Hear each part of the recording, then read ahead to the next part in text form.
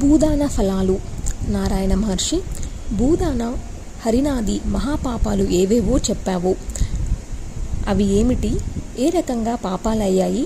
వాటి ఫలితాలేమిటి? ఇంకా ఏమైనా పాపాలున్నాయా? వాటి ప్రతీకారం ఏమిటి? విస్తరంగా తెలియజేస్తే నా బోంట్లు జాగ్రత్త పడతారు అని నారదుడు అభ్యర్థించాడు. నారాయణుడు అందుకున్నాడు. బ్రహ్మనందన, నిరంతరం సంధ్యావందనం చేసుకునే విప్రుడికి ఒక జానెడు నేల దానం చేసినవాడు జన్మాంతంలో కైలాసం చేరుకుంటాడు, శివమందిరంలో నివసిస్తాడు. సస్యలక్ష్మితో విరజిల్లే భూమిని దానం చేసినవాడు ఆ భూమిలో రేణువులు ఎన్ని ఉన్నాయో అన్ని సంవత్సరాల పాటు వైకుంఠంలో నివసిస్తాడు. అగ్రహారాన్ని గాని, భూమిని గాని, ధాన్యాన్ని గాని నైష్టికుడైన బ్రాహ్మణుడికి దానం చేస్తే సకల పాపాల నుంచి ఆ క్షణంలోనే విముక్తి లభిస్తుంది. దాతృప్రతిగ్రహీతులిద్దరూ తరిస్తారు, దేవీ సాన్నిధ్యం పొందుతారు. భూదానానికి సాక్షిగా ఉండి ఆమోదించిన సజ్జనుడు పుత్ర మిత్ర సమన్వితంగా వైకుంఠం చేరుకుంటాడు. తాను ఇచ్చినది గాని, పరులు ఇచ్చినది గాని భూదానాన్ని అపహరించిన వాడు సూర్య చంద్రులు ఉన్నంతకాలం నరకంలోనే హింసలు అనుభవిస్తుంటాడు. వాడి వంశం గర్భదరిద్రులై అంతరిస్తుంది.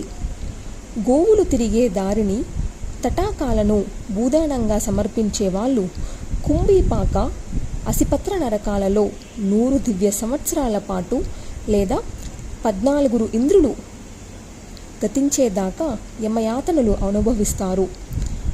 పంచపిండాలను ఉద్ధరించకుండా వెళ్ళి పరుల నూతిలో స్నానం చేసేవాడు రౌరవానికి పోతాడు.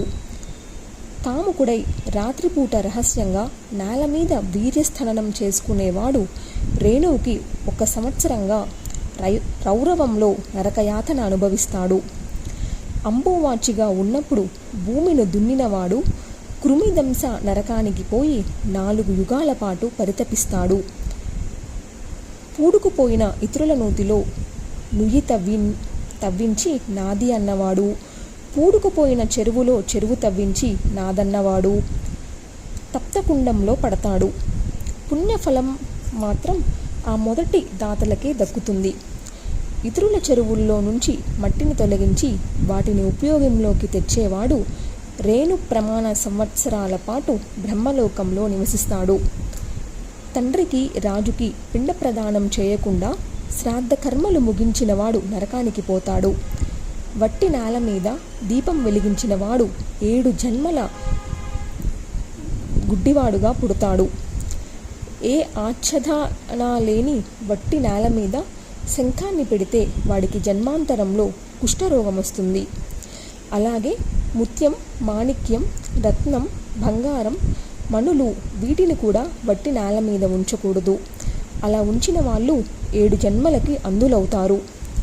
శివలింగాన్ని గాని, శివామూర్తిని గాని, పూజా ద్రవ్యాలను గాని కనీసం ఆకునైనా అడ్డం వేసి ఉంచాలనే తప్ప వట్టి నేల మీద ఉంచిన వాళ్ళు శతమన్వంతరాలు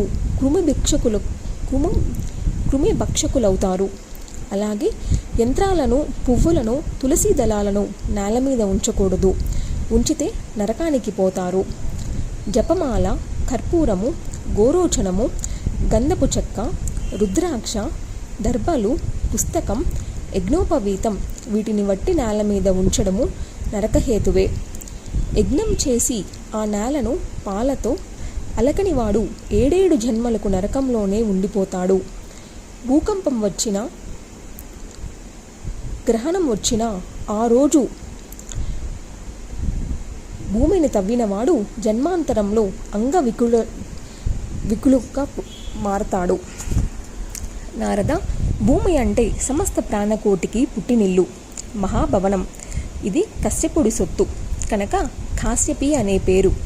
ఇది అచల, ఇది స్థిర, చరాచర జీవజాలాన్ని భరిస్తోంది అనంతకాలంగా. అందుచేత విశ్వాంభర అయ్యింది. పృథుకన్య కాబట్టి పృథ్వీ అయ్యింది. విశాలంగా పృథు రూపంలో ఉంటుంది కనుక ఆ పేరు ఏర్పడింది.